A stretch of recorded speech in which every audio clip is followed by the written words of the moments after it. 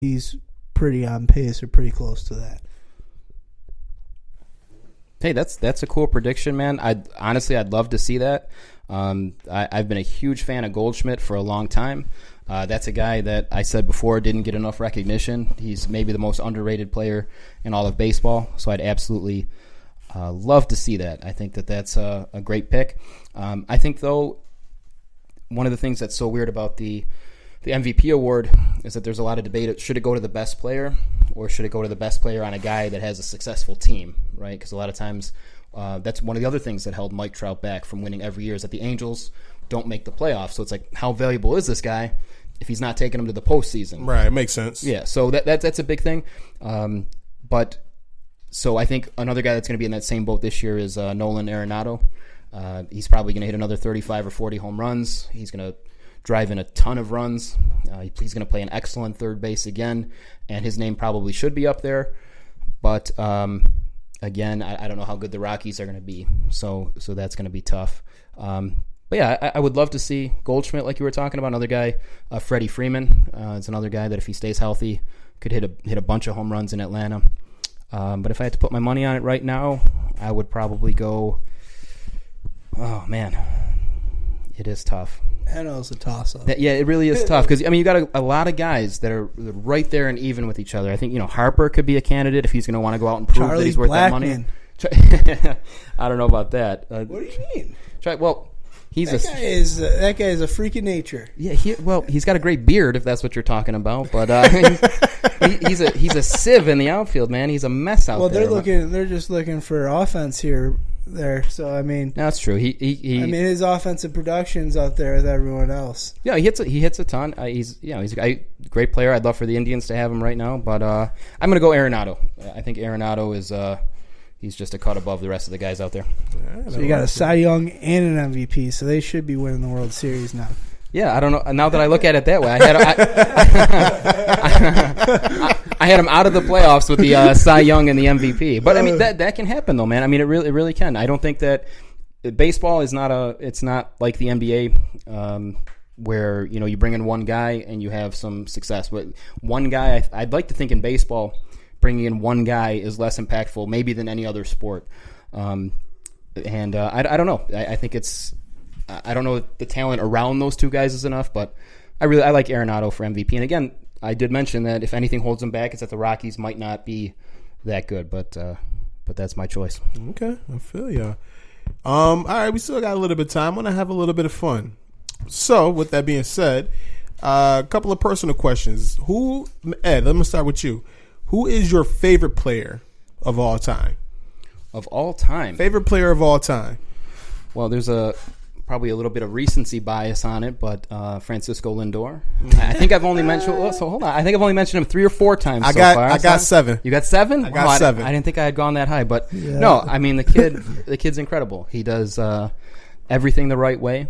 If you saw some of the moments that this kid's produced, Grand Slam in the American League Divisional Series, just the excitement that he brings. That home run in Puerto Rico is one of my favorite moments of all time. I'm not sure if you guys caught that, but Lindor is a big ambassador for Puerto Rico. He went out there and they had a game in Puerto Rico against the Twins. I think it was a 2-game series actually, and he went and hit a home run out there, and the pop that it got from the crowd was incredible. He's one of the few players that I know of aside from Arenado that's actually won a Platinum Glove, which is voted on by the players as the best defensive player at any position, and he's also won now a couple of Silver Slugger awards in his young career for being the best hitter in the league at his position. And he just does everything the right way. His interaction with the fans, what he brings to the franchise. He's a bilingual player who is marketable and just a plus for any team. And then before him, it was Vladdy Guerrero, like I mentioned, for all the reasons that we talked about. Just the excitement that he brought and that cannon arm. He just goes up there swinging at everything, somehow managing to put the ball in play. So those are my 2 guys right there. I like it. Matt, favorite player of all time? I'll do a now and of the past. Right now, I've always loved Yoenis Cespedes. When he was with the A's, there was no one better. He could just throw everyone out from anywhere. Hit a home run that went clear out of the Oakland Coliseum. then I never got to see him play or anything. I got to see like videos, but the true home run king, Hank Aaron, because you all know Barry Bonds does the roids. So the one man who could do it without, he put up 40 home run seasons like it was anyone could. I don't even know. It was unheard of, the seasons that he put together. If you look at the stats and the amount of 40 home run seasons in a row, it's incredible. No one's been able to do that, and no one will be able to do that. Barry Bonds obviously had a lot of help. McGwire had a lot of help, but no one did it naturally the way he did. I like that. Real quick, I want to touch on Bonds because I know I talked to a lot of people who baseball guys. And a lot of them all tell me the same thing, that even before the steroids, Barry Bonds is probably the greatest baseball player they've ever seen. What's your thoughts on that? For sure, man. I think that before he picked up any kind of needle, he was already deserved to be in the Hall of Fame. The guy put up huge numbers, was incredibly athletic. The way he covered center field, the way he stole bases. He was already an incredible player. My view on that, I heard Matt use some language like the true home run king, and my ears perked up right away. Because I don't know how I feel about that. Like I kind of feel what he's saying about, them kind of, quote unquote cheating their way there. But in an era where it was so prevalent, I don't know. I think that he and all those guys, they deserve their place in the Hall. I've said it before, the steroids don't help you hit the baseball, right? Might go a little farther, might help you, recoup a little bit faster. But I don't know. I think that all those guys should be in. That's my opinion. And I think that, there's an asterisk in that era. I mean, it's not a surprise. I mean, everybody knows what that era was all about. But I don't know. I feel like those guys should get the credit that they rightly deserve. Yeah, I mean, with the steroids, though, it increases your bat speed, so you can be a worse hitter and do better with steroids. So increasing the bat speed is everything, especially with these pitches coming in close to 100 miles an hour. If you can swing the bat 5 miles an hour faster than someone else that's not using the roids, that's definitely a benefit to you. That's definitely going to make the ball go a lot faster. I mean, these needles and this steroids definitely helped out in many ways. I've known firsthand. I've seen people do it, and the effects it really does. In college, seeing people do steroids, and 2 months later, they're hitting balls at least 30 feet farther with ease. It's incredible, really, what that does. I think a lot of times people talk a lot about the hitters in that era that were all juicing. I think we forget that the pitchers were doing the same thing, though. You got a guy like Roger Clemens that should have been in the Hall already years ago, who is not because of the steroid allegations thrown in his direction. With that being said, I think, like I said, it was prevalent in that era. It was kind of like everyone was doing it. And again, I shouldn't say everyone, because there were probably a lot of guys that weren't.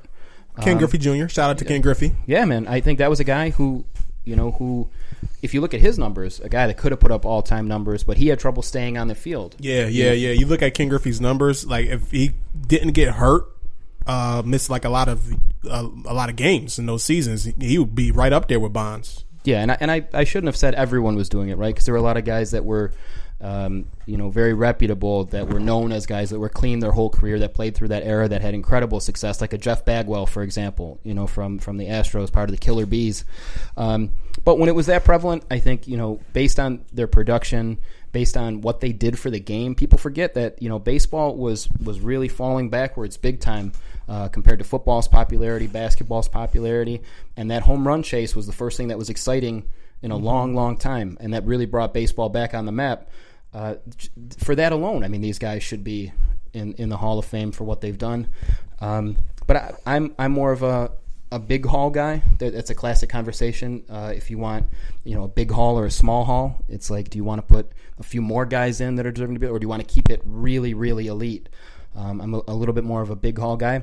And that's my feeling across the board. Like with Pete Rose, for example, a guy who bet on baseball. Should be in the Hall of Fame. Yeah, bet on his team to win, should be in the Hall of Fame. I think that kind of transcends a lot of sports, are the feelings of the people that are voting, right? Like, people feel like Pete Rose should be out because he's banned. People feel like it was wrong what Bonds did, but But I don't know. I think once we get past that, these are guys that are deserving based on their play, regardless of everything else that should be in there. To touch on what you were just saying, I feel like a lot of these sports, baseball, football, basketball, where you got guys that should be in the Hall of Fame or should be getting the accolades that they should, that they're not getting. A lot of it has to do with just a bunch of old heads that just stuck in their fucking ways. Like I get it, the integrity of the game, I understand it, but at some point in time, dude, get over it. You know what I'm saying? That's why I feel about a lot of shit. Like the whole touching on a different sport, like with the Patriots, the whole cheating shit. Okay, I get it. Spygate, deflated footballs, whatever you want to say. They're still probably the greatest franchise in NFL history now. You know what I mean? So I don't know. That's just my thoughts on that. And I'm not saying Barry Bonds shouldn't be out of the Hall of Fame. I mean, he should be in the Hall of Fame, but I'm saying the true home run king, without the roids, Hank Aaron. Okay, I respect it. All right, guys. We did pretty good. That was a good episode. I enjoyed that. I did all the talking pretty much. So, hopefully next time we do a all baseball pod, I have a little bit more knowledge to kind of go back and forth with y'all. Anything that you guys want to plug while you are on the mic right now? Anything? Any friends, family? Anything y'all got going on? I have nothing going on. If that's what you're asking me, my life is very boring, man. I respect it. Nothing going on. I'll tell you what. Next time you have a baseball episode again, maybe an episode about something else where you could teach me something, NBA, for example. I'm pretty lost when it comes to that. So right. I look forward to listening to your podcast, but. Other than that, I already did a shout out to my fiance April, who's a big Yankees fan. So shout out to April, my roommate, right? Like we were talking about. My roommate's gonna be very excited with my World Series pick there. But other than that, family, of course, they all know who they are. But nothing going on, man. So bring me back, Oh yeah, definitely, man. What about you, Weinberg? I'll do my shout outs next time out on the show. So I like it. You can bring me back. Bribery. I like that. I like that. If you want shout outs, Bryce, you got to bring them back. Hey, I like that. I like it, man. Well, gentlemen, I do appreciate once again you guys coming on the show, sharing your knowledge of the baseball game with us and the listeners.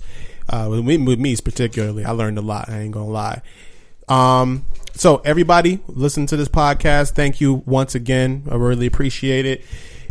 Please, if you haven't already, go and like the Facebook page, Sports Your Enthusiasm Sports Podcast. You can like the Twitter handle. Please go follow the Twitter handle at SYE Pod. And then also, if you ever have any questions, comments, suggestions, I'm always trying to get better. Please email me or inbox me at the Facebook page or email me, sportsyourenthusiasmpodcast@gmail.com. The name @gmail.com, pretty much simple as that. Other than that, my saying, make sure that you drink more water. And we're going to end it on that one. You guys take care.